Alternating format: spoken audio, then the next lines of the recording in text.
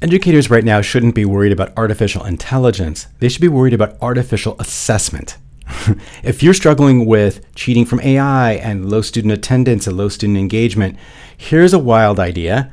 Let someone else do the grading for you. All right, hear me out. Now, nobody likes to grade. It's kind of the worst, right? We're afraid we're going to miss something. We're going to hurt students' feelings. And then in the end, maybe the students or the parents are upset when they see the result, right? And we get blamed for that when they disagree with the outcome. So one of the core ideas in my book and my online course, Uncheatable Assessments, is to shift the burden of proof of learning back where it belongs, onto the students. Right? So we always ask students to show what they know.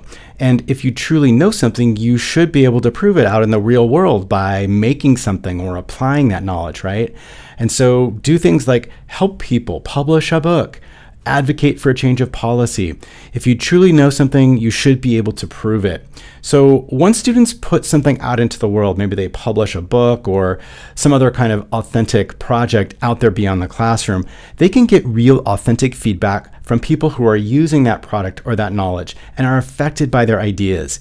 I mean, scientists use peer evaluations, and restaurants have Yelp reviews and restaurant reviewers, and authors can gauge how well received their book is by the number of copies that are sold or how often they get asked to speak at events. So why not do this with your students' assignments too, right? So getting assessment from their peers and their parents and community members just carries a lot more weight than a grade that you or I could give. I mean, just ask my high school students. And so in my book, Storytelling with Purpose, Digital Projects to Ignite Student Curiosity, I talk about how to do this by triangulating grades with a process that I call the 4 pillars of assessment. It's effective for any subject area and any grade level. It provides a lot of transparency around your process and what you value, and is a lot more meaningful than traditional assessments. You can find a link to the book in the comments below.